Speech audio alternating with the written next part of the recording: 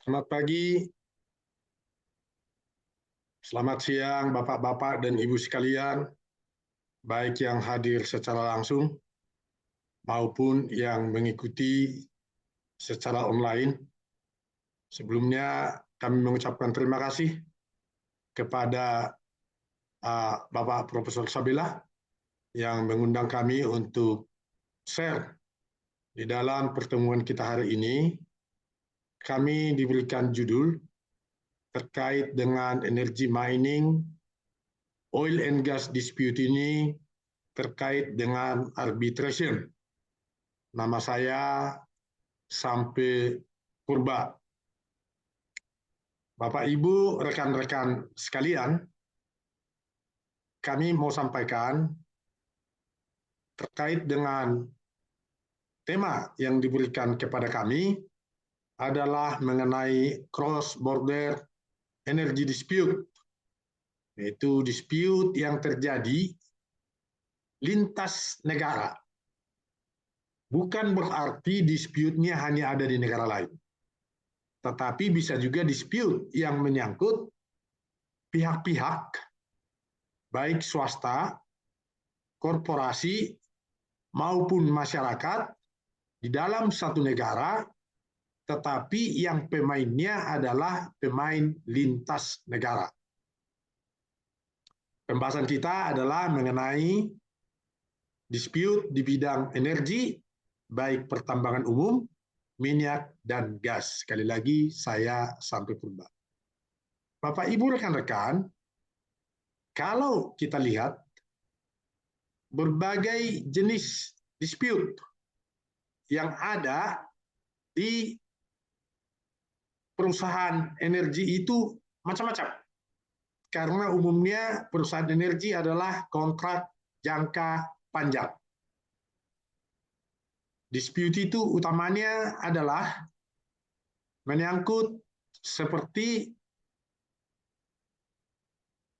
terkadang ada expropriation atau penyitaan terhadap sumber daya alam atas nama nasionalisme.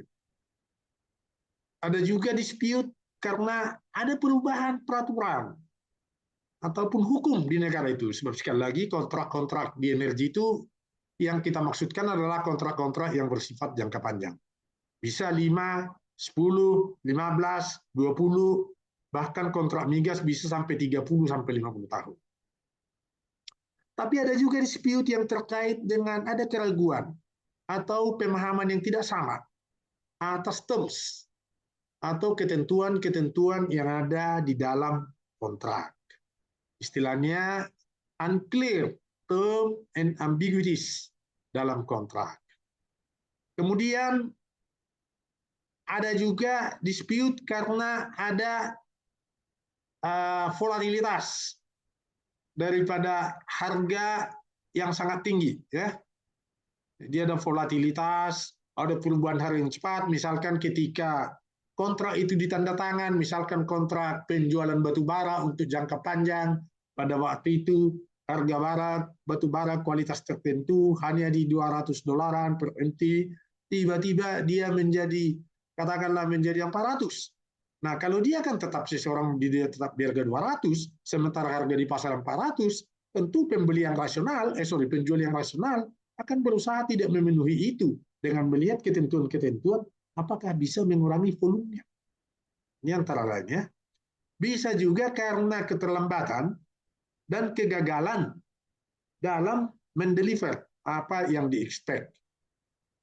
Selain itu ada juga dispute yang terjadi di dalam, yaitu antar partnership konflik dalamnya.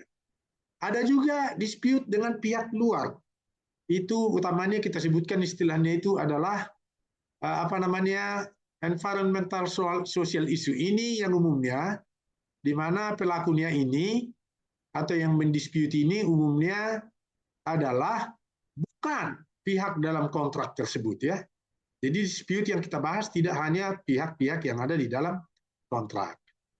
Tapi ada juga yang terkait dengan kedaulatan teritorial, terutama ini dispute bisa antar negara apabila berbatasan. Tapi ada juga karena kewajiban yang tidak dipenuhi. Dan dispute yang umum satu lagi adalah terkait dengan perpajakan atau royalti. Entah satu pihak tidak mau memenuhi karena satu dan lain hal, ya. Jadi itulah contoh-contoh dispute. Lalu bagaimana menyelesaikan dispute?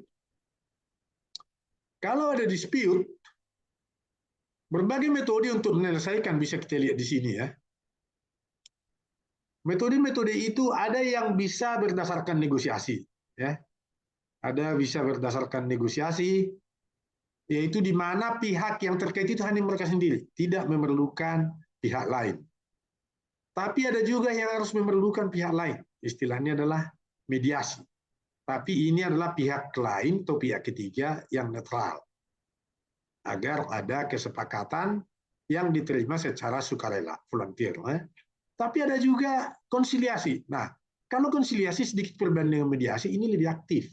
Kalau mediasi umumnya, kalau misalkan event di pengadilan perdata selalu ada itu, Anda mediasi dulu sebelum masuk ke gugatan inti. Nah, konsiliasi ini mirip, tapi lebih aktif posisi konsiliator. Nah, yang lain juga ada yang disebut expert determination atau ketentuan ahli. Nah, ahli ini biasanya untuk satu bidang tertentu. Nah, ahli tertentu, tapi keputusannya bisa mengikat, bisa tidak, tergantung kesepakatan. Selain itu ada juga adjudikasi. Ya. Kalau adjudikasi itu ini proses formal. Dan dialah yang memutuskan dispute tersebut. Dan ini bisa terhadap kontrak-kontrak yang sifatnya private, ya. Lalu yang lebih serius lagi adalah arbitrase. Ini adalah resolusi atau penyelesaian masalah di mana pihaknya setuju ada pihak arbiter yang menyelesaikan dan putusannya atas dispute tersebut adalah mengikat, ya, perselisihan itu mengikat. Dan terakhir, litigasi ini membawa tidak antar pihak lagi, tetapi ini menjadi proses formal di mana ada keterlibatan negara, sistem pengadilan di dalamnya. Nah, tadi sudah disampaikan siapa-siapa yang mungkin ada di dispute. Dalam dispute, bisa dispute itu terjadi, ini sekali lagi ya, antar pihak dalam kontrak, bisa juga bukan pihak dalam kontrak. Ini yang sangat banyak saya tahu di daerah-daerah. Ya. Nah, pihak dalam kontrak ini bisa berbagai cara. Bisa juga mekanismenya ada intervensi atau pihak ketiga atau satu pihak ikut menjadi pihak bersama dengan salah satu pihak lain. Ya, itu perbedaan. Kalau dengan intervensi itu ya mirip-mirip seperti kalau di perdata itu mengajukan verset, ya. Tapi bisa juga karena di dalam clause arbitrase itu ada dimungkinkan multiparty. Disebut di dalam clause-nya itu tidak hanya para pihak ini, tapi para pihak yang terkait apabila terkait dengan kepentingannya dapat menjadi pihak. Nah, tapi itu seluruh pihak dalam kontrak harus setuju siapa yang boleh menjadi pihak yang mengajukan di dalam dispute, ya. Kemudian ada juga perjanjian yang disebutkan perjanjian terpisah untuk satu dispute tertentu. Jadi hanya satu bagian tertentu dari kontrak itu yang terdispute, dan itu pun hanya dengan pihak tertentu saja, selainnya adalah fine-fine saja. Nah, tapi yang paling sering, ini yang sangat sering belakangan ini adalah government or community driven requirements. Terutama karena sekarang ini ada isu lingkungan, ada yang terkait dengan masyarakat lokal, ada yang terkait dengan katakanlah partisipasi dan sebagainya, sehingga pemerintah ataupun masyarakat setempat mengajukan menjadi pihak yang mengajukan sengketa itu dengan mekanisme mana yang dipilih tadi, sekalipun mereka tidak pihak dalam kontrak. Yang paling sering itu adalah seperti CSR, ya tadinya apa namanya CSR ataupun yang terkait dengan community society, ya, dan terkait juga yang terkait dengan lingkungan, ya. Nah, pertanyaannya tadi ada banyak metode, dengan cara apa atau metode mana yang paling efektif, kan begitu. Sebab apapun yang disebutkan, yang paling penting bagi para pihak ini kan adalah masalahnya selesai. Nah, tadi saya sudah sebutkan ada berbagai cara. Tinggal dipilih metode mana yang paling efektif bagi para pihak yang mendispute tersebut. Apakah dengan cara tadi saya sebut negosiasi, atau mediasi, konsiliasi, arbitrase, atau gabungan arbitrase dengan litigasi, atau arbitrase dengan dinegosiasi kembali kontrak itu, atau ya sambil diarbitrase tapi hal-hal tertentu diselesaikan ya. Dan ada juga terkait dengan terutama bagaimana penyelesaiannya, di mana dia bisa di-enforce, bisa dipaksakan penyelesaian daripada suatu dispute itu, terutama ini terjadi di Amerika Serikat, mereka harus melihat apa gunanya saya mendispute kalau toh tidak bisa settle. Makanya seringkali pilihan hukumnya atau lokusnya, pilihan tempatnya mereka pilih di tempat yang netral atau di tempat di mana jurisdiksi mereka bisa mengenforce. Gitu ya. Nah, tadi saya katakan di depan bahwa bagaimana dispute ini harus dapat diselesaikan tanpa ya mengganggu. Nah, ini yang penting nih, tanpa mengganggu hal-hal yang tidak terdispute ya. Kan tidak semua terdispute, apalagi kontrak yang sifatnya jangka panjang. Jadi adalah sangat penting ya Bapak Ibu Saudara-saudara, bagaimana apabila ada resolusi penilaian sengketa tanpa mengakibatkan terganggunya bisnis lain yang tidak dispute. Contohnya lah tadi saya sebutkan, misalkan terkait lingkungan. Nah, lingkungan tentu kan soal lingkungan itu diselesaikan, tapi jangan sampai mengganggu perjanjian jual beli dengan pihak lain. Misal yang sebetulnya isu ini bisa diselesaikan tersendiri. Itu yang diistilahkan dalam hukum itu severability of dispute. Artinya apa-apa yang tidak terdispute tersebut harus tetap dilaksanakan. Soal yang terdispute entah antar pihak atau bukan dengan pihak itu diselesaikan terpisah. Yang tidak terdispute, yang besarnya ini ya tetap diselesaikan. Ada juga modelnya adalah interim relief, ya penyelesaian sementara.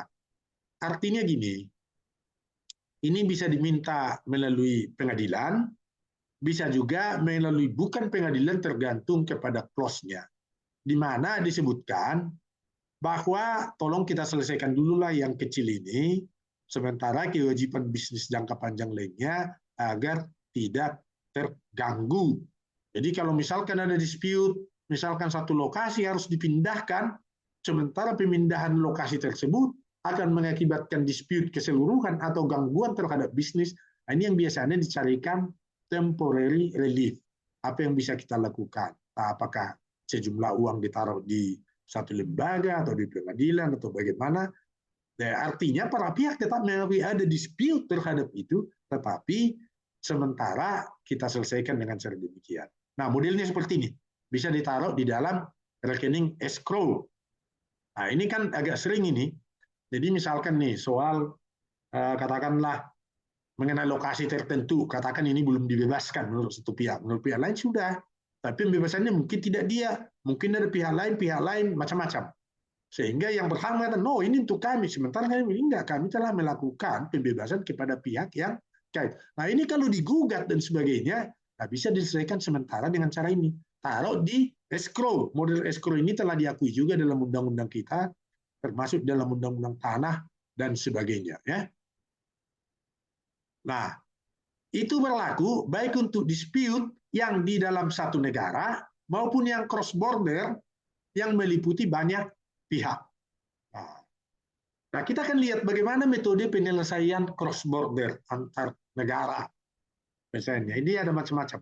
Kami ada, saya ambil contoh di halaman-halaman berikut ini, nanti Bapak Ibu bisa lihat, dan nanti kita dalam diskusi kita perdalam.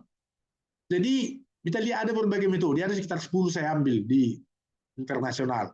Ada karena kasus pajak, sehingga dilakukan banding, ada kasusnya ini, Yuko lawan pemerintah Rusia.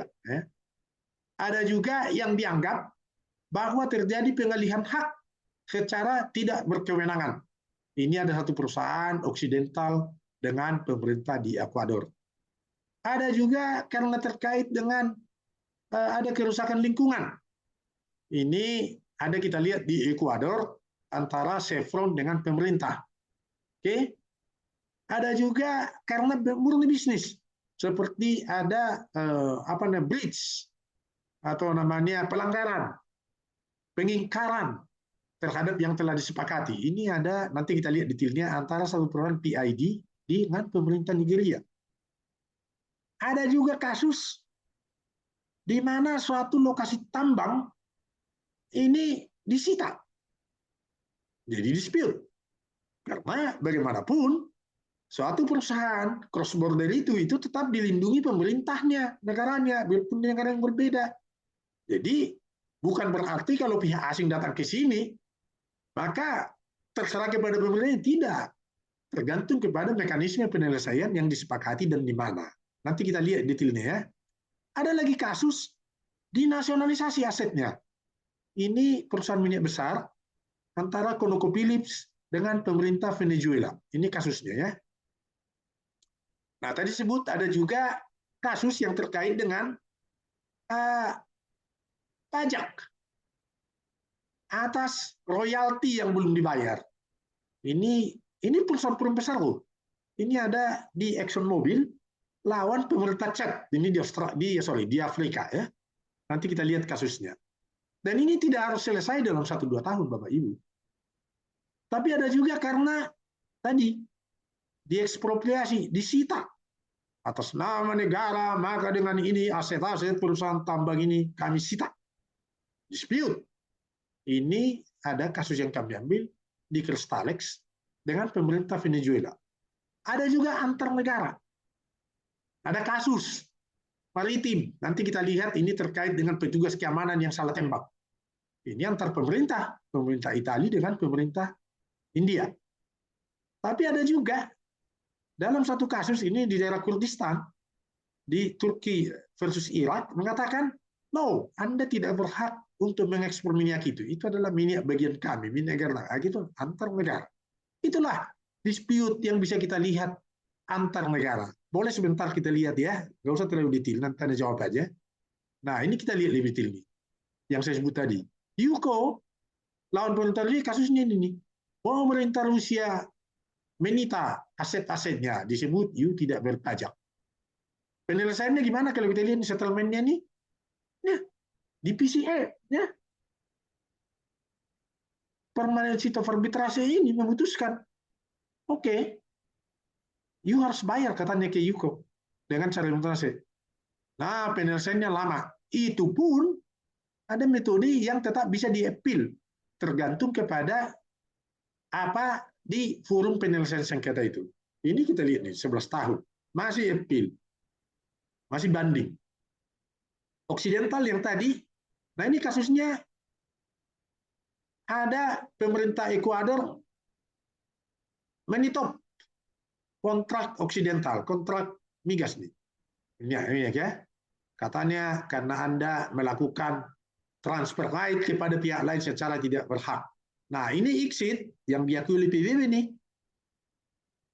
Ini settlementnya dibuktikan. Benar, suruh bayar. Ini terakhir $1 juta. Kasusnya 10 tahun. Chevron, yang besar itu, lawan pemerintah Australia. Nah, Ekuador. Dia bilang, lu ngerusak lingkungan. You harus bayar $9,5 juta. Tapi ternyata pengadilan mengatakan tidak. PCA mengatakan bahwa PCA menyetujui untuk Chevron ini, tapi pengadilan ya, di Amerika ketika dibawa, karena dianggap ini tidak settle, pemerintah pengadilan Amerika menolak untuk mengenforce pertimbangan mengenai ini masih kasus. Sehingga kasusnya tidak saja arbitrase, sampai ke litigasi, sampai kasus antar negara. Ya. Nah, kasus berikutnya ini, di sini beda lagi nih. Sama, breach of contract. Nah, yang membreach itu disebut pemerintah. Nah, lalu tribunal pengadilan itu bayar katanya kepada ini tribunal ini kepada pemerintah Nigeria menghentikan. Masuk kasusnya ke arbitrase, masuk ke pengadilan, sampai sekarang masih belum selesai. Sudah 22 tahun. Ini yang di Pakistan ini lawan perusahaan koper ini tambang tembaga ini pemerintah Pakistan tidak memberikan hak tambangnya, padahal dia telah perusahaan tambang ini malah telah memenuhi kewajibannya. Lalu exit karena forum penyelesaian saya katakan direnegosiasi. Nah, akhirnya direnegosiasi, jumlahnya tidak disebut, tapi bagaimana penyelesaian. Jadi selalu ada mekanisme penyelesaian termasuk renegosiasi tadi. ConocoPhillips langsung lawan Venezuela, ini nih aset-aset ConocoPhillips mau disita semua yang ada di Venezuela, namanya perusahaan minyak. Lalu exit mengatakan penyelesaian ini jumlahnya setelah bicara-bicara disepakati tidak sebegitulah sehingga diselesaikan. Bagaimana penyelesaiannya tidak terlalu dibuka tapi bisa selesai. Ya di mana ya ConocoPhillips nggak mau kan gitu. Tapi ada pembicaraan termasuk pembicaraan di bawah meja yang tidak dibuka kepada publik. Nah, kalau yang cat ini lawan Exxon adalah pajak yang dianggap tidak dibayar. Ini besar nih, tapi bisa dibuktikan bahwa Exxon tidak berpajak. Jumlahnya nggak kecil, 882 juta dolar. Nah ini pakai pihak ketiga, konsiliasi, diskusinya sekitar 2 tahun, bisa settle. Kenapa bisa settle? Umumnya adalah karena ada bisnis lain dia, tidak mau diganggu hal-hal ini untuk bisnis besar. Kalau Crystal Palace ini lawannya ini mining, nah ini masih lanjut sampai sekarang. Karena aset perusahaan tambang yang dia udah usaha, mau diekspropriasi, mau disita, dinasionalisasi. Nah, ini dibawa ke pengadilan. Nah, ini sebagian mereka menggunakan jasa pemerintah. Aset-aset pemerintah Venezuela yang ada di Amerika. Ini digunakan. Makanya pemerintah satu negara pun melindungi warga negaranya dimanapun. Dan ini diselesaikan di arbitrase termasuk di pengadilan Amerika. Dan sekarang sedang berlangsung bagaimana akan bisa di-enforce. Nah yang ini tadi lawan India saya sebut depan tadi adalah ada ini marinirnya Italia mengawal kapal. Nah ternyata menembak nelayan di India secara tidak sengaja karena disangka pembajak. Tidak tahu apakah ada pelanggaran terlalu dekat bagaimana. Nah ini dibawa ke UNCLOS. Karena ini sudah antar negara. UNCLOS itu kan penyelesaian sengketa laut. Kan termasuk baik di laut teritorial, bahkan termasuk di laut bebas. Lalu putusannya ini nih. Diberikan kompensasi kepada dia dan tapi diselesaikan. Nah, orang yang ditangkap itu, marinir itu dikembalikan ke pemerintah Italia. Nah, itulah penyelesaian itu melalui arbitrase. 8 tahun diskusinya Turki itu juga. Lawan Irak ini di kontes ini bahwa Anda tidak berhak atas minyak Turki ini di daerah Kurdi. Anda nggak berpegang. Kata pemerintah Irak ke Turki. Karena kan ada daerah Kurdistan sana di dispute. Ini bagaimana penyelesaiannya tentu itu sangat rahasia. Masih jalan, tapi telah selesai sekitar tahun yang lalu. Itulah kasus-kasus di internasional. Nah, kita masuk ke kasus Indonesia. Maksud saya kasus Indonesia adalah kasus-kasus perusahaan yang ada di Indonesia. Kita lihat ini ya. Beberapa kasus di Indonesia ini bisa meliputi seperti ini. Meliputi pihak maupun pihak bukan pihak dalam kontrak. Berbagai metode penyelesaian. Ada negosiasi, ada melibat kompensasi dari pemerintah, ada penyelesaian diplomatik, ada melalui pengadilan, ada juga yang arbitrase. Jangka waktu penyelesaian lama, ada yang bisa diselesaikan segera, ada juga yang bahkan berlanjut sampai hari ini. Uangnya ada yang diberitahu berapa, ada yang tidak, ada yang secara langsung, tidak langsung, bahkan ada yang tidak diungkapkan. Oke, kita lihat kasus-kasusnya ya. Nanti dalam diskusi bisa kita perdalam. Nah, kita lihat kasus Newmont lawan pemerintah. Kasusnya melibatkan Newmont Mining lawannya pemerintah pusat. Diselesaikan metode arbitrasi di ICSID. Terkait dengan penyelesaian divestasi Newmont sebanyak 1 billion, bukan 1 juta lagi ya, $1 billion, ya 1 miliar dolar, 50%. Ini kasusnya dispute. Apakah ada mandatory divestment? Apakah ada isu lingkungan? Dan bagaimana Newmont Anda harus menjual sebagian saham dari pemerintah? Nah, lebih detailnya ini bisa nanti kita lihat. Nah, tapi ini udah settle ya. Nah, kasus Freeport. Nah, Freeport ini lawan pemerintah pusat. Ini belum lama. Waktu itu muncul di koran 2017-2018. Ini terkait dengan negosiasi. Divestasi Freeport kepada pihak Indonesia. Akhirnya apa? Freeport setuju mendivestasi 51% kepada perusahaan Indonesia, termasuk BUMN, perusahaan, tetapi mereka tetap memiliki hak operasional itu setelah negosiasi yang jangka panjang. Nah, lumpur yang di Lapindo, antara pemerintah Lapindo termasuk dengan, antara Lapindo Berantas dengan pemerintah lokal, ini lama loh, sejak 2006 yang lalu. Termasuk dengan pemerintah lokal, juga pemerintah pusat ada, termasuk dengan masyarakat setempat. Nah, bagaimana penyelesaiannya? Ya, pemerintah ada yang mengkompensasi, ada yang diminta dari perusahaan, sekitar 700 juta dolar. Ya, dan ini sebagian masih diselesaikan, sebagian belum. Kasus-kasus berikutnya bisa kita lihat di Cepu. Ini minyak antara Cepu dengan pemerintah pusat dan pemerintah daerah. Ini terkait dengan joint venture. Ini nggak diungkapkan, tapi intinya adalah pemerintah pusat, pemerintah daerah, dan korporasi, termasuk ada, kita harus mengaturkan penyelesaian diplomatik di situ. Agak lama kasusnya, 2001-2006, ketika transisi zaman dulu itu setelah Undang-Undang Migas baru terbit, dan ini bisa diselesaikan, dan sekarang Exxon Cepu ini menjadi salah satu penghasil migas andalan di Indonesia. Nah, ini ada lagi Newcrest Mining. Nah, ini dengan pemerintah lokal di Newcrest ini. Nah, ini juga terkait dengan masyarakat setempat. Nah, ini tidak diungkapkan berapa nilainya, tapi selesai dalam 2 tahun. Isunya adalah isu lingkungan, ada isu penduduk yang tinggal di setempat, bagaimana mengkompensasi dan mengganti terhadap isu lingkungan. Ada juga kasus, ini agak terkenal, bioremediasi kemarin di Chevron, sekitar 12 tahun lalu, 2012-2013. Nah, ini selesaikan kasusnya, ini sampai ke pengadilan, ya, tapi akhirnya adalah Chevron ini akhirnya dikatakan Anda tidak merupakan pihak yang dipersalahkan terkait dengan ada kasus bioremediasi tersebut. Itu termasuk sampai kepada Mahkamah Agung itu.